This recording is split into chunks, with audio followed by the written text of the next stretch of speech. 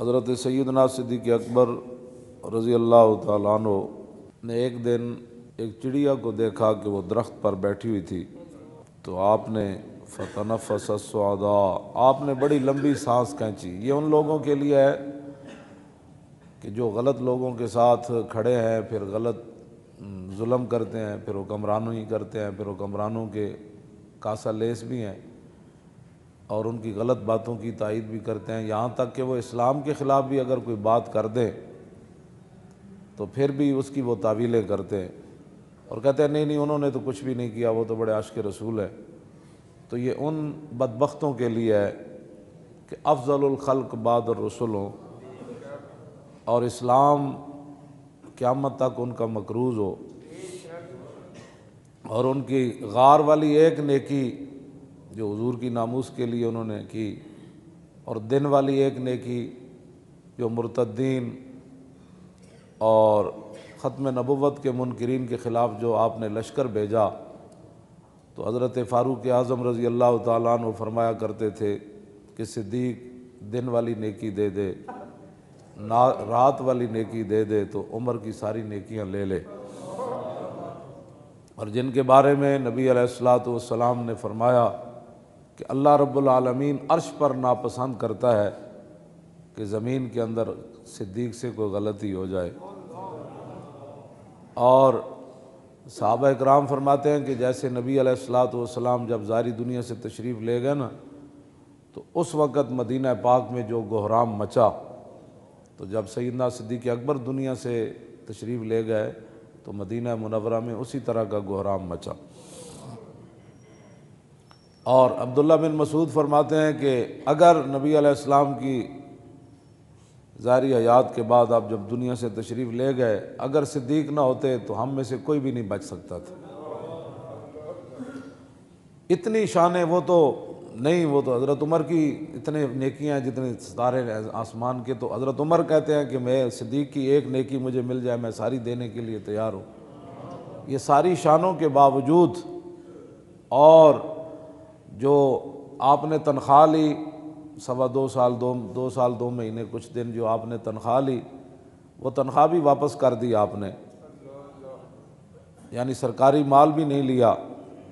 اور جب وہ سارا مال واپس، وہ اونٹنی بھی چلی گئی۔ اب اتنے بڑے آدمی ہوں، اتنی بڑی شانوں کے مالک ہوں، اور ان کے جو ہے وہ یہ بھی میرے سامنے پڑا ہے، امام عبدالرؤف مناوی نے لکھا کہ آپ کا جگر جو ہے وہ کلیجہ وہ جل گیا تھا، مشویتن وہ بھونا ہوا بو آتی تھی آپ کے منہ سے، اور اتنا آپ کو خوف خدا بھی تھا اور حضور کی امت کا بوجھ بھی تھا، اور پھر حضور کی تشریف آوری کے بعد امت کو بالکل سر منہ ادھر ہونے سے سیدھا رکھ کے آگے حضرت عمر کے حوالے کرنا تھا، تو آپ کو اتنا خوف خدا تھا اور حضور کی امت کا اتنا درد تھا، اور دین کا اور حضور کی ختم نبوت کا، ناموس رسالت کا۔ جو رات آپ سوتے تھے تو صحابہ کہتے ہیں جب آپ کا وصال ہو گیا تو پھر جب ہم نے وہ جگہ دیکھی جس چارپائی پر وہ سوتے تھے تو اوپر والی چھت بھی سیاہ ہو چکی تھی۔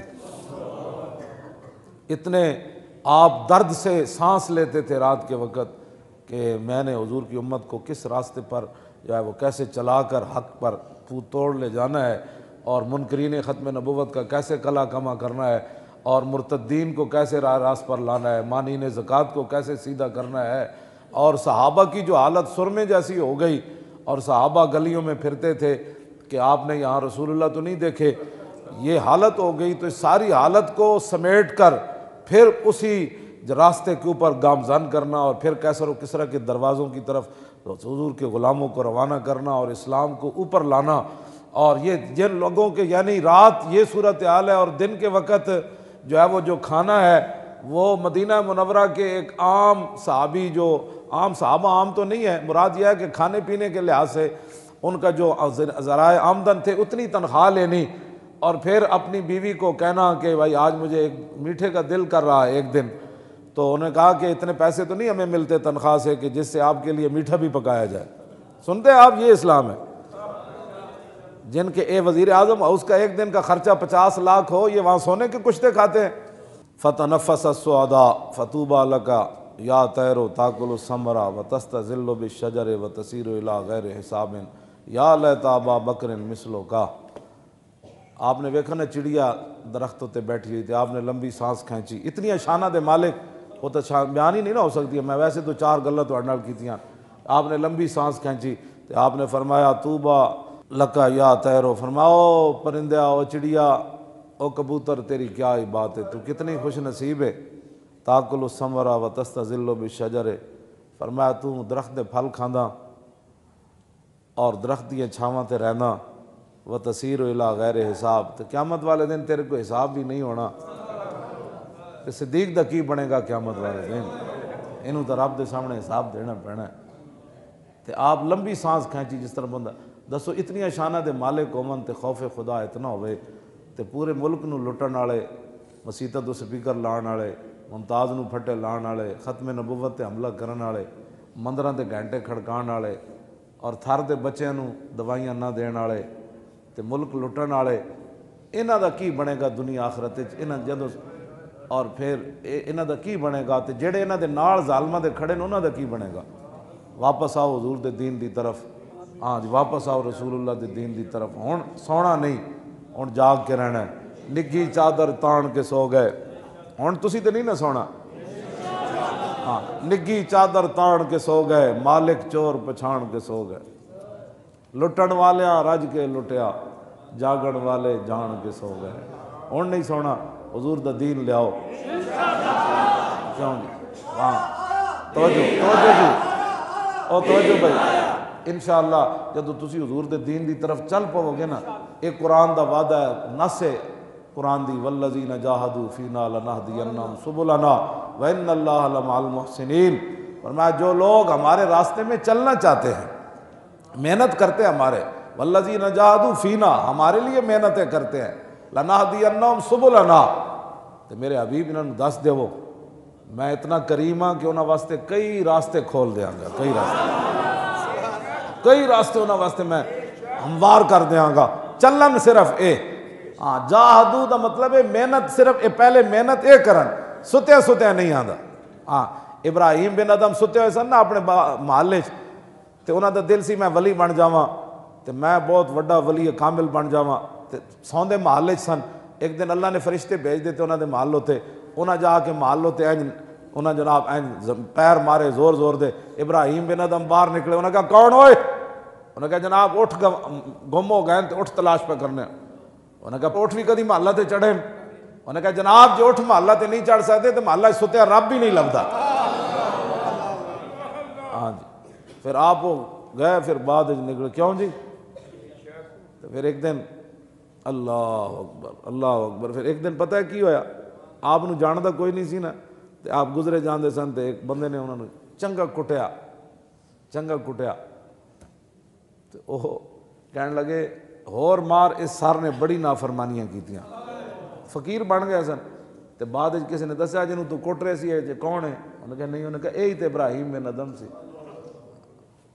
آپ فقیر ہو گئے نا، تے باغ دے قریب تو گزرے تے اتھے انگور لگے ہوئے سن، تے آپ اندر گئے اس باغ والے کو، فرمایا یار انگور دے دے۔ انہوں نے کہا پیسے دے۔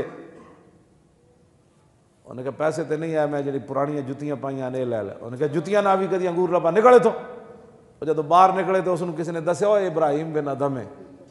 وہ پھر نسیا پچھو انگور دا ٹوکرا لے کے حضور قبول کرو۔ فرمایا کیویں؟ انہوں نے کہا میں نے فلانے بندے دسیا ابراہیم بن ادم۔ فرمایا جلیا ان انگوراں دی قیمت تو ٹوٹیاں جتیاں ہی سن، فقیری دے بدلے اسی انگور نہیں کھانا، فقیریاں ویچ کے انگور نہیں کھانا۔ ہاں تو وہ نہ جتیاں دی قیمت سی، وہ تو دیتا نہیں ہے، لے جا اپنا ٹوکرا واپس۔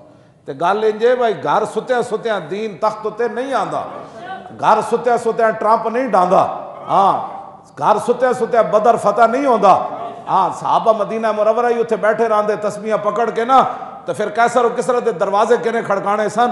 تسی اپنے گھراں تو نکلو باہر، دین واسطے کرو محنت۔ ہاں ستیا دین مصطفیٰ تخت تے نہیں آنا۔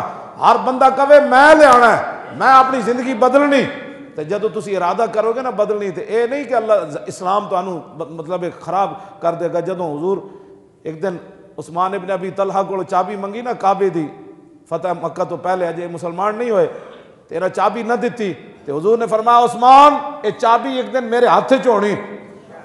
انہاں کہا اس دن قریش ذلیل ہو جان گے؟